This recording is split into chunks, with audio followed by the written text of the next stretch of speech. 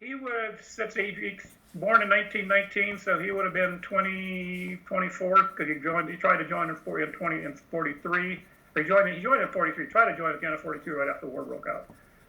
So he would have been 23. You know, when I was a kid, I asked my dad, "Hey, what'd you do in the war, Daddy?" And he just, like a lot of guys that saw a lot of combat, he didn't want to talk about it. So I knew that he tried. He was an officer, he'd been in airborne and in glide, wounded, and had a Silver Star, and married my mother in Ireland. That was about all I knew. And maybe after I got older, he would have been more willing to talk about it, but I stopped asking.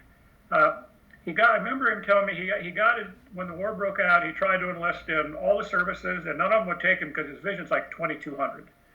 And he went back, told his boss, he says, "I guess nobody's going to take me, so I'm here for the duration." Like the next week, he got a draft notice. So they went to Minneapolis. They tested him. They sent him off to candidate school. They sent him to the 82nd Airborne in the 325 Glider Infantry Regiment. I took a ship to North Africa, and I remember some of the other people that were on that ship that told me that they took turns sleeping because there was so many men on the ship. Most of them had to stay on deck, and they couldn't all go in the same place at the same time.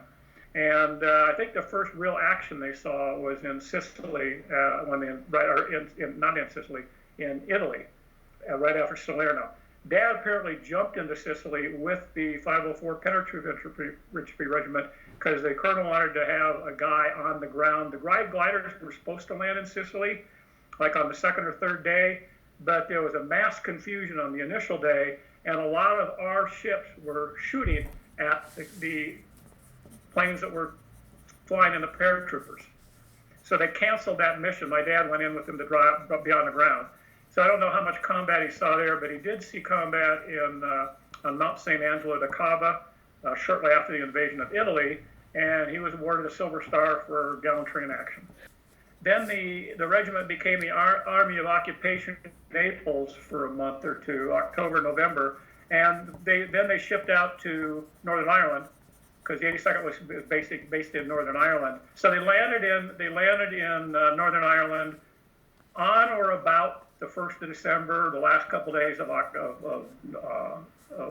November, and my mother's father was a businessman in Ballymena, and he was in charge of helping entertain the American officers. So they put together a dance, and that's where my mom and my dad met. Was in early December. There was a dance for the American officers of the 82nd Airborne, and by January, middle of the third week of January, the 82nd was sent back to central England to get ready for the invasion. So they couldn't have known each other for more than about 6 weeks, and they were already engaged. And that 6 weeks, he would have been heavily involved in training.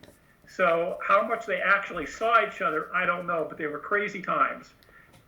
And there was a lot of war brides in Northern Ireland and all over Britain.